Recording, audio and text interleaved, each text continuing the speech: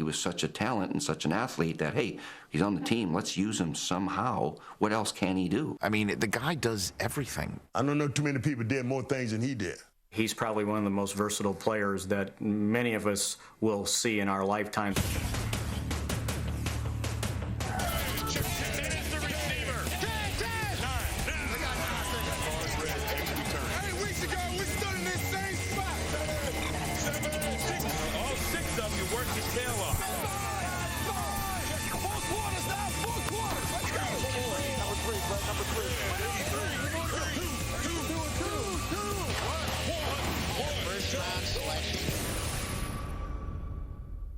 You are the secret weapon, I'm telling you.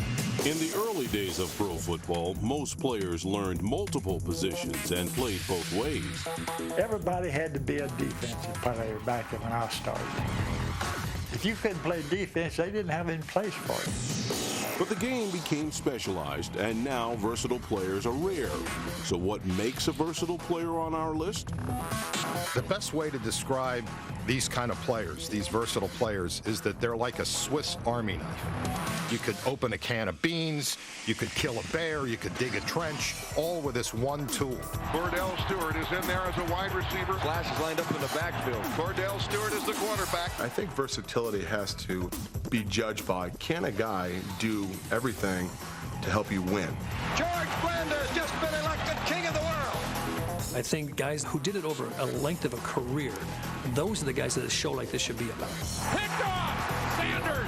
Another classic by Deion! The number 10 most versatile player of all time, Tom Matte. And in between was versatile Tom Matte, a 7-year veteran whose spirited play has made him a favorite of all Colt fans. If not for Broadway Joe, Super Bowl III may have had a different hero. Tom Matte in Super Bowl III could have been the MVP had they won. I mean, he had a tremendous game. He had over 100 yards rushing and receiving. He was really a very effective weapon. But Matte makes our list because of his quarterback cameo in 1965. Unitas gets hurt. The following week, Gary Quazzo, the backup, gets hurt. The only quarterback that I had to turn to was Tom Matte, who hadn't played quarterback in pro ball. He was a quarterback for Woody Hayes, 3 yards in a cloud of dust offense at Ohio State. And I called Woody and I said, tell me about Matte as a quarterback. He said, Coach, you don't have a thing to worry about. He's a winner. He's going to do the job for you. And I thought for a minute, I said, were there any negatives? He said, yeah, he had trouble taking that snap from center.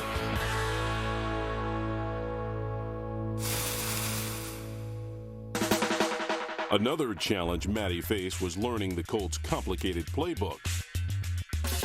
That's when I made the decision to put our game plan on a wristband in case he forgot, what the call should be. Necessity is the mother of invention. He's a guy who's not used to calling plays, and now he's in this position where he's going to have to play this important game. They were trying to simplify the offense as much as possible for me. Matte started in a playoff game against Green Bay, and the Packers smelled blood in the water. They did everything knowing the position we was in. They did a lot of hollering, a lot of screaming. Tom, we're coming after you. We're coming after you on this play. Then when I had the wristband off, Nitschke tried to rip it off my wrist. He says, hey, you don't need that. You don't need help. You don't need to cheat on the football field. I said, hey, listen, I need all the help I can get. The Colts lost in overtime, but our number 10 player proved he was as tough as he was versatile. Watching Matte just take that snap and turn it up in there with no fear whatsoever was awe-inspiring. After losing to the Packers, Matte and the Colts let loose against the Cowboys in the runner-up bowl. In that ball game, Matte was outstanding. The Colts start the afternoon with a new assurance. Matte has made a phenomenal adjustment. No, we're going to let Matte throw the football today. It was a day that I think everything came together. We threw the ball quite a bit, and he did throw some good balls. With a precision characteristic of a veteran passer, Matte pinpoints Raymond Berry.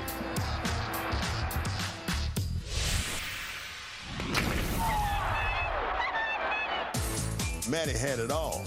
He could play that option quarterback and really be difficult to deal with. A symbol of Matty's versatility will live forever as his wristband now resides in the Hall of Fame. You know, to be in the Hall of Fame for any reason, and this means a lot to me, is really important. Kickers are not known as the most versatile athletes. A bad hold for Colt, but he's in trouble. Tries to throw the ball. It's picked up by the Seahawks. And it's going to be returned all the way for a touchdown. But some kickers showed they were more than a one-trick pony. Lou the Toe Groza excelled at offensive tackle in addition to being the first great kicker. Both Danny White and Tom Tupa doubled as punter and quarterback. You talk about Cinderella. Here's a new fairy tale. Touchdown, Tom Tupa. Players at other positions have also been known to dabble in the kicking game. Doug Flutie way about 15 yards off the line of scrimmage is going to kick it. And he drop kicks it up and through. How about that? Randall Cunningham attempted 20 punts in his career, including a 91-yarder. Former Patriot kicker/receiver Gino Cappelletti finished his career as the Patriots scoring leader, but he doesn't quite measure up to the one-time NFL points champ.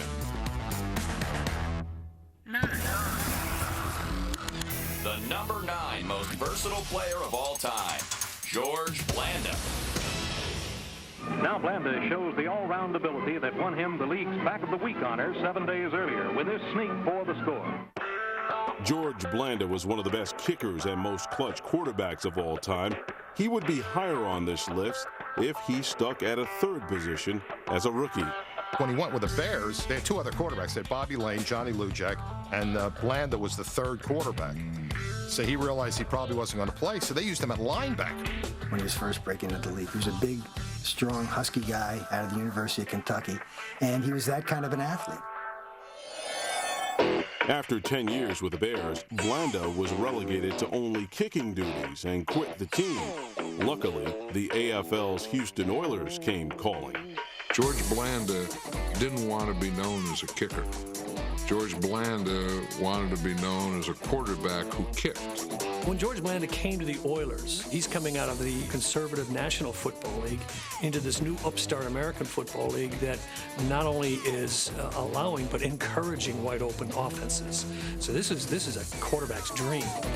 Blanda set a then AFL-NFL record with 36 touchdown passes in a season, but was deemed too old at age 39 and released. The Oakland Raiders signed the 40-year-old kicker/quarterback the following season. 3 years later, Blanda would take the team on a 5-game miracle run. The game came down to those last few minutes, and the Raiders would be losing. You just knew that here comes George Blanda. We're starting again. This is an extra quarter. And here's your ball game. It's snapped, it's down, it's kicked, it is good! It's good! The minute we were in trouble, John just went to the bullpen, waved his hand, and George came in and started throwing those miraculous passes and kicking those miraculous field goals. Blanda's most impressive feat came against the Cleveland Browns. Once again, the ageless wonder worked his versatile magic off the bench.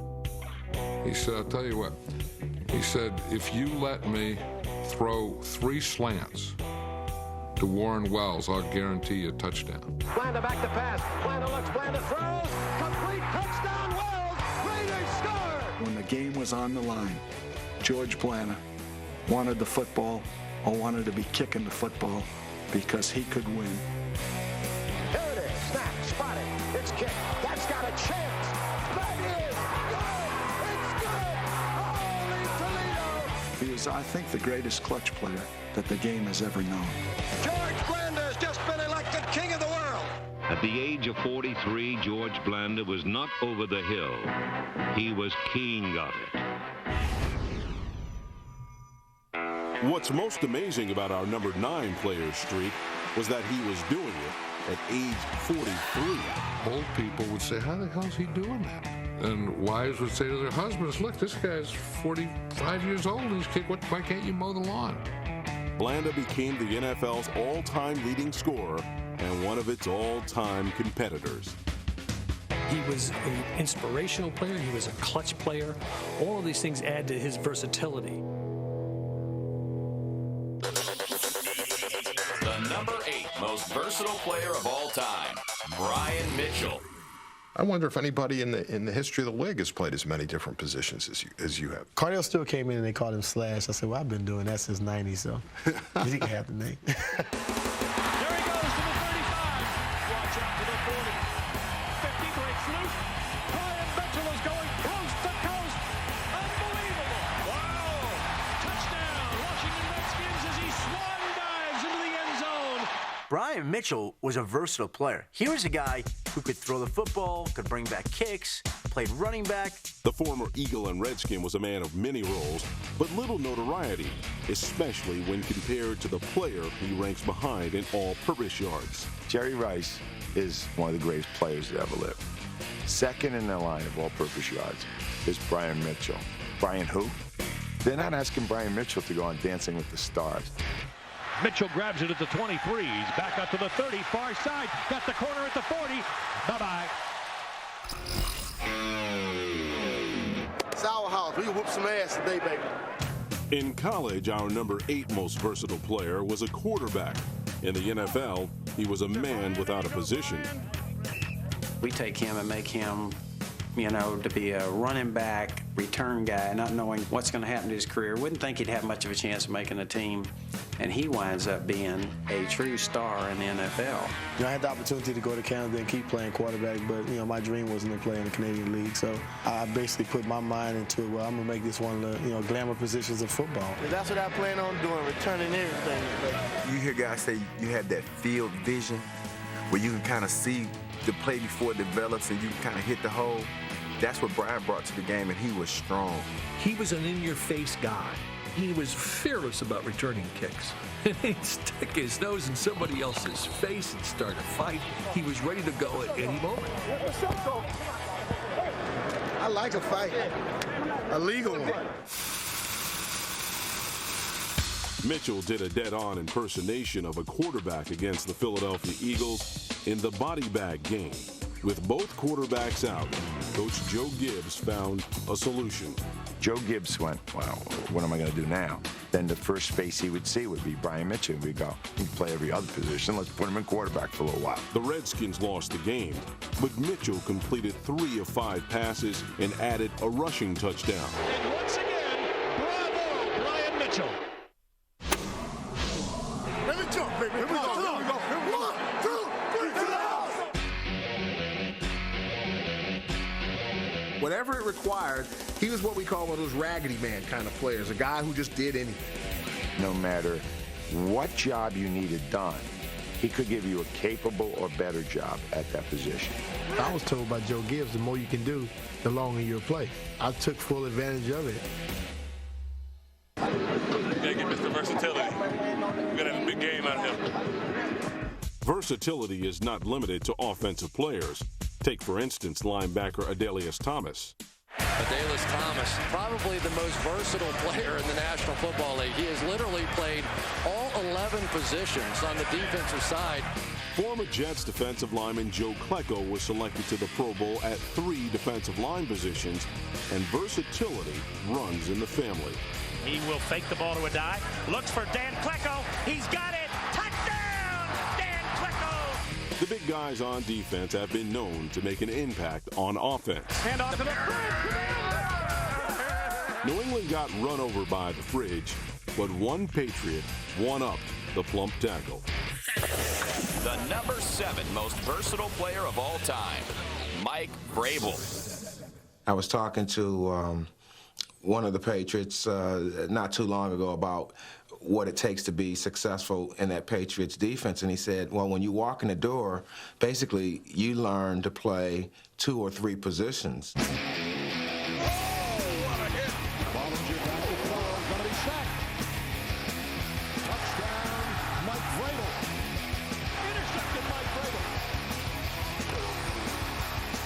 Another one of those versatile players for the Patriots.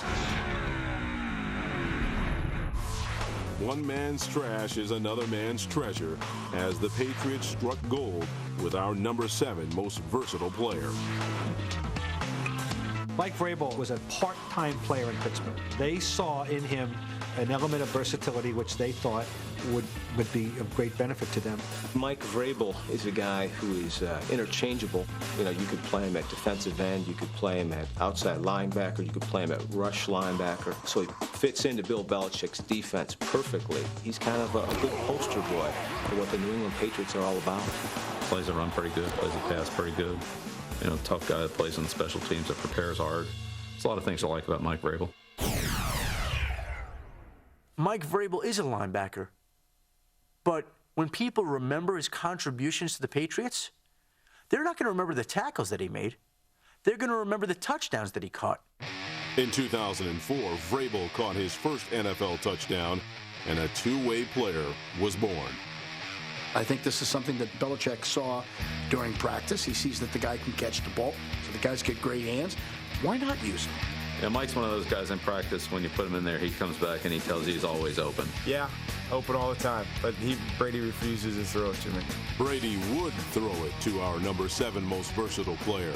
Vrabel has 8 career receptions for 8 touchdowns, including 2 on the NFL's biggest stage. Good evening, everyone. From Reliance Stadium. Good evening, everyone, and welcome to Jacksonville, Florida. And Mike Vrabel comes into the game. First and goal at the Eagle 2. Seymour, the fullback, offset right. Back to throw. Brady, play action fake. Brady fires end zone. Fires touchdown. Caught touchdown. Touchdown in the end zone to Mike Vrabel. Yeah, I mean, Mike Vrabel knows when to score. I mean, he's got certainly a sense of timing. And then on top of it, his name is Vrabel. It's not like Rice or Swan, which are normally names for the graceful type players. But Vrabel, it's a perfect name to say, I don't normally do this. In a dynasty best known for its unselfishness, Vrabel may be the ultimate Patriot. Mike Vrabel allows them to keep one player that can do so many other things. What they got was a first-rate linebacker and a guy who can play inside and can be part of any kind of weird defensive package that you want. And then, oh, by the way, he can line up as an eligible receiver, catch 8 passes off for touchdowns, and score in 2 different Super Bowls. It's one of the more interesting careers of our time. The number 6 most versatile player of all time, Kordell Stewart. When I first got to camp, Coach didn't know what to do with me. And then one day, it just hit him.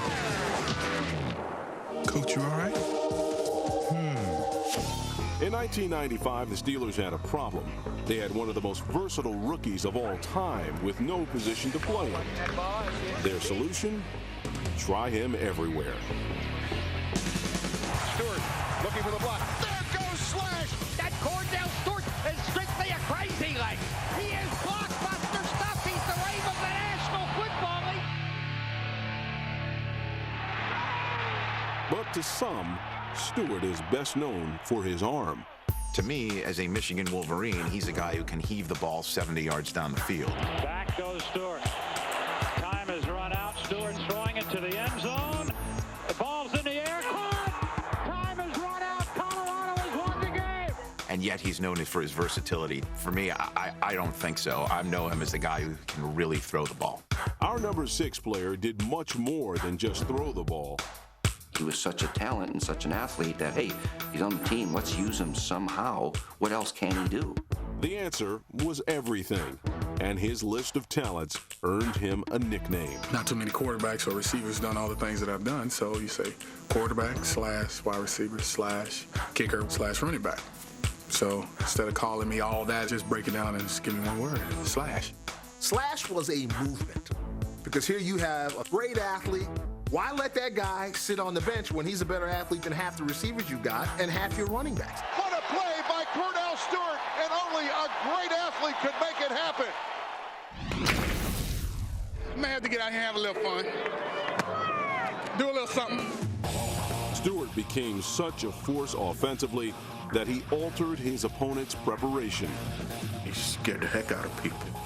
I mean, you couldn't go into the game without game planning for the guy. It forced teams to have to prepare. That little 12-play Kordell Stewart package would take up half the week of practice for a team. As successful as the slash experiment was, Stewart still longed to play quarterback. In 1997, he got his wish. The man formerly known as Slash has arisen. In his new role, our number 6 player struggled with consistency. He was a guy that played his whole career at the extremes of people's expectations. Kordell Stewart has gone from a question mark to the Pro Bowl to MVP to status as a first-rate NFL quarterback. Slash led the Steelers to an AFC championship in his first year as a starter, but the versatile quarterback's roller coaster play eventually cost him his job. Kordell Stewart didn't give up his dream, and he had a measure of success here, but he's no longer here partly because they didn't think he was good enough, and a lot of people will tell you that he should have stayed at wide receiver. He would have been one of the great ones. And Kordell Stewart is just something else. The number 5 most versatile player of all time, Troy Brown. Troy Brown, I mean, the guy does everything. Back at the 48 is Troy Brown. That's a handoff to Troy Brown. Look out, here he comes.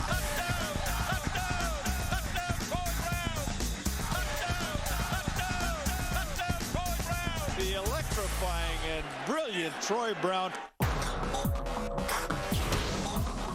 Troy Brown first made his mark as a receiver and a return man with New England. Troy Brown is my all-time favorite Patriot. The first time he started to get the notoriety he deserved was when the Patriots needed to win to clinch the division championship down in the Meadowlands, and he made a spectacular catch sitting on his rear end over his head for a big first down, and Drew Bledsoe had the famous quote, "I would throw to Troy Brown anytime." Brown holds the Patriots' record for punt return yardage, receptions in a season, and career receptions. Not bad for an 8th-round pick out of Marshall. Touchdown, Troy Brown. What a catch.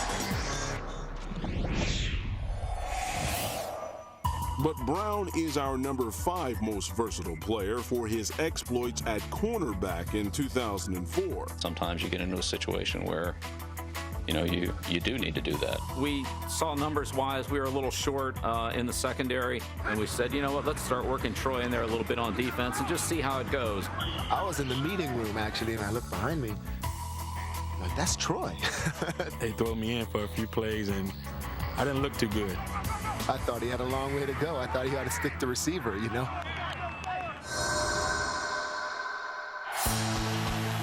Brown's versatility proved vital in Week 9 against the Rams. We got an injured Patriot player right on the sidelines there. Asante Samuel. And the Patriots cannot afford to be losing any cornerbacks. And Romeo and I are there on the sidelines saying, oh, you got to be kidding me. You know, we talked about this as an emergency. Well, the emergency now is with 59 minutes left to go in the game. We got Troy Brown out there, man. Come on. But our number 5 most versatile player proved he was no weak link. Belichick's mind was, this is a player who's so smart. He's a slot receiver. Well, guess what? We're going to put him in cornerback in the slot. So he's going to see the guy that he's going against, which is him. Brown ended the season with 3 interceptions, tied for 2nd on the team. Troy Brown with a pass interception, and he gets a rousing hand. Patriots have Troy Brown in at quarterback, running the offense. It was only a preseason game, but you get the feeling Brown could deliver at quarterback in any situation. Not only has Troy Brown been versatile, but every time the Patriots needed a big play, that guy seemed to make it. Stands in the pocket, fires, intercepted at the 30-yard line, and taken down, and a fumble on the interception. The Patriots have it. And it was number 80, Troy Brown, who gets a hand in there. Yeah, and Caldwell fell on it. If ever a play solidified a man's image, you know, it was that play. That's an interception stands. The Patriots are not going to beat the Chargers. Boy, oh boy. Is he Sunday? The number 4 most versatile player of all time, Chuck Bednarik. Conditions were not exactly first class in the 1950s. In locker rooms like this one, pro football players prepared themselves for games that were like atomic wars. There were no winners, only survivors. Chuck Bednarik survived 14 seasons in the NFL trenches as the last 60-minute man. When you look at what he played, he was a center on offense and a linebacker on defense, two of the positions that require somebody that understands the game. Chuck Bednarik understood the game. For the Eagles, Chuck Bednarik slams into him. Every time there was a change of possession, there would be a solitary figure standing in the middle of the field all alone, and that was Chuck Bednarik. What makes Bednarik our number 4 most versatile player is the blue-collar nature of the positions he played. Playing inside with the big boys and fighting and grunting it out physically like that for 3 hours, that in itself is pretty special, pretty unique. And you get into that sort of a cannibalistic feeling. All you want to do is go out there and, like I say, you just want to kill somebody. I want to get him, I'm going to kill him. Not meaning you're going to put him in the ground after, but you just want to kill a guy. Well, Bednarik was a true warrior. I mean, that was the way he played the game. No play symbolized our number 4 most versatile player better than his haymaker on Frank Gifford. It was a fearsome collision, and it's probably as famous a hit as there's ever been in NFL history. There's about a minute and a half to go, and he does a down and in pass. As soon as he caught it, I really puffed him, and his head snapped, and the ball flew, and Chuck Weber fell on it. I clenched my fist. I turned around, and I closed my eyes, and I said, this effing game is over. On the sidelines after that hit, Charlie Connerly, who was a Giants quarterback, was hollering at Bednarik. And Chuck turned around and he pointed at Connerly and said, "Oh, yeah? Well, I'm going to get you next week." Here's Chuck Bednarik, Pennsylvania's All-American center. His exploits on the field are well known, and the Eagles are counting on him. While the hit on Gifford is Bednarik's defining play, the 1960 championship is his defining game. Bednarik will play both ways. At age 35, our number 4 most versatile player dominated both sides of the ball. He puts the hit on Paul Hornung that knocks Paul Hornung out of that game. And then, after playing 58 and a half of the 60 minutes, he's the guy who tackles Jim Taylor as the clock runs out at the 8-yard line to preserve the win. Again, Bednarik makes a crucial play for the Birds. That, to me, is the Bednarik tackle. He's just enveloped him, and he's wrestling him down to the ground. Pros like myself played football, not for money or glory, but for the simplest reason, the love of the game. Of course, if Concrete Charlie constructed this list, it would look much, much different. For what my generation did and went through and so forth, and what these glamour boys, I know glamour boy, earn for what little they play, it's a joke. Is it football? I love me some meat. Are you guys football players? Is that what they call football? It's not Iron Man football, where you stay on the field for 60 minutes, everybody. We were Iron Men, not a bunch of pussyfoots. Making the transition from defensive back to receiver can be hard. Just ask Roy Jetstream Green. You can't put receiver and defensive back in the same room. It's two different things. So, thus, I do have to possess that split personality. Green became a receiver in his 4th year and finished as the Cardinals' leader in receiving yards. Broncos cornerback Champ Bailey also tried playing both ways, and even Randy Moss made the occasional appearance as a defensive back. What a catch by Mike Furrey! Mike Furrey had a unique path to NFL stardom. Furrey started as a receiver with the Rams, switched to free safety, then switched back to receiver with the Lions. That dude right there played safety last year. Right. The diminutive Lion led the NFC in receptions in 2006, but he wasn't quite ready for prime time. The number 3 most versatile player of all time, Deion Sanders. What's it going to be, Deion? Football or baseball? Both, boss. Both? Both. Deion Sanders wasn't the first two-sport pro, but he played both in prime time. Deion, for sure, is one of the greatest two-sport athletes ever. To the 30, the 25, the 20, Deion Sanders, touchdown! How many players do you know who have played in a World Series and played in a Super Bowl and been voted to 8 Pro Bowls? Do you know anybody else other than Deion Sanders? He was of another world like that. If I had to say who was the best all-around athlete I've ever seen, I don't think there's any question it would be Deion Sanders. Great baseball player, obviously Hall of Fame football player, great basketball player, track guy. I mean, just a guy who could really do it all. Yo, let's get sick with it, bro.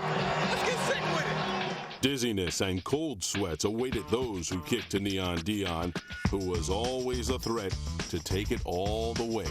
His threat in the kicking game was just enormous. He was one of these guys where everybody got on the edge of the seat and they were waiting for something to happen. You kind of expected him always to do something kind of brilliant there. Sanders to the 25. Sanders to the 10. He did it again. Offense or defense? Both. Both? Both. Both. Both. I think if Deion had concentrated on being a wide receiver, he could have been a special wide receiver. He was the kind of guy that you just put on the field and he made plays. Sanders' work at receiver was a part-time gig until 1996, when the Dallas Cowboys asked for a full-time commitment. Michael Irvin served a 5-game suspension to start that year. So there was no Michael Irvin the first 5 games of that season. It's what they needed at that time, what they didn't have. Aikman short drop. Lobs one to the end zone to Deion Sanders. Caught. Touchdown Dallas. You know, he had a few routes, and then he just used his athletic ability to beat people. So if he'd have spent more time and committed more study to what the offense was, he could have put up some good numbers. In coverage, Sanders feared no one. His reputation alone scared offenses away. We throw the term around shutdown corner quite a bit. Deion was really the true last shutdown corner. Tremendous makeup speed, baited a lot of people. He's open. No, he's not really that open because he's going to get back and make a play. The fact that he can cover the way he did as a cover corner. Deion Sanders is amazing. I mean, he is like an extra jersey on these receivers. And then gained the reputation to the point where he didn't have to cover anymore because no one would throw at him. He's probably one of the most versatile players that many of us will see in our lifetime. I think Deion may have been the most versatile player in the history of the league. Some of the best athletes in the game play running back. In 2005, LaDainian Tomlinson had a passing, receiving, and a rushing touchdown in the same game. LT, truly an S on his chest tonight. You are a Superman. Walter Payton was just as liable to throw for a touchdown or block an oncoming linebacker as he was to run someone over. Marcus Allen was dangerous through the air and on the ground. Marshall Faulk was the first player in history to gain 2,000 yards from scrimmage in 4 consecutive seasons. I'm out of superlatives. I am out of superlatives. Woo, he's amazing. But the man in blue and gold doesn't quite match the Golden Boy. The number 2 most versatile player of all time, Paul Hornung. Number 2. 31 counter on 3. Ready? Up. Hornung, 6'2", 205 pounds, is all power. Touchdown, Notre Dame. Hornung was a Heisman Trophy winning quarterback out of Notre Dame. But when he was drafted by the Packers, he had an identity crisis. My role was never clearly defined. Lyle Blackman was the coach then. He didn't know what he was doing. He had me playing halfback, fullback, and quarterback. What the hell's going on out here? It wasn't until Vince Lombardi took over that Hornung fulfilled his potential. And then Lombardi came, and he told me, Hornung, you're going to be my left halfback. Hornung thrived at the position. he set an NFL record with 176 points in a season and became known for his nose for the end zone. All of Horning's power and weight was from the waist down. And that's what made him so effective in the goal line. I think the closer we came to the goal line, the tougher that he ran. Almost half of Horning's scoring output came as a place kicker. Paul became a very, very effective place kicker. 3 straight incomplete passes give Paul Hornung another chance to swing his golden toe. Paul will kick from the 23-yard line. Paul's kick is high and true. 36 years later, Horning's record fell, but it took LT one more game to best the Golden Boy. Charger fans are witnesses to history! Watch Paul Hornung's block on a blitzing Colt linebacker shake Taylor loose on this 33-yard burst to the Baltimore 1-yard line. When also you're talking about versatile players, Hornung was a great blocker. He might have been even better as a blocker than he was as a runner. Taylor is a 1,000-yard rusher because Horning was that lead blocker. There wasn't anything our number 2 most versatile player couldn't do offensively. Paul Hornung was one of the most versatile football players that ever played pro football. That's the way I would like to be remembered. Number 5 is the Golden Boy, Paul Hornung. Our number 2 most versatile player may have led the league in off-the-field activity as well. In 1963, Hornung served a 1-year suspension for betting on football. I know what I did was wrong. I never bet against my team. We never. If I bet against the Packers in those days, I would have lost anyway because we beat the number so many times it was ridiculous. He certainly had very strong leadership qualities off the football field.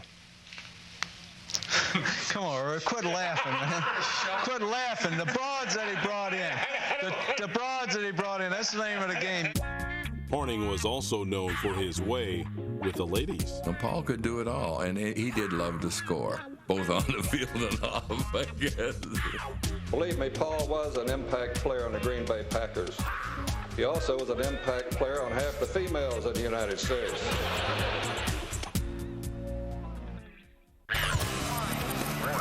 The number 1 most versatile player of all time, Slingin' Sammy Baugh.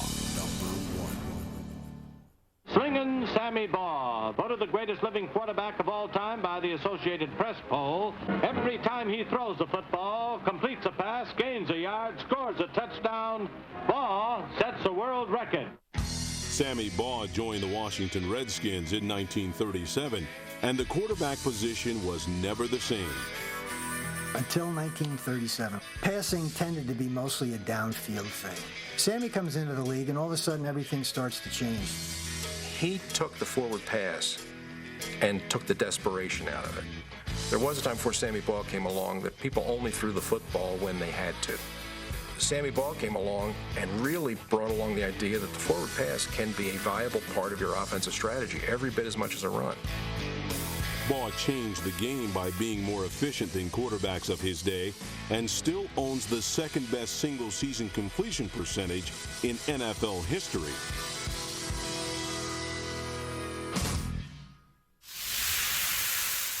But our number 1 most versatile player was more than just a great passer.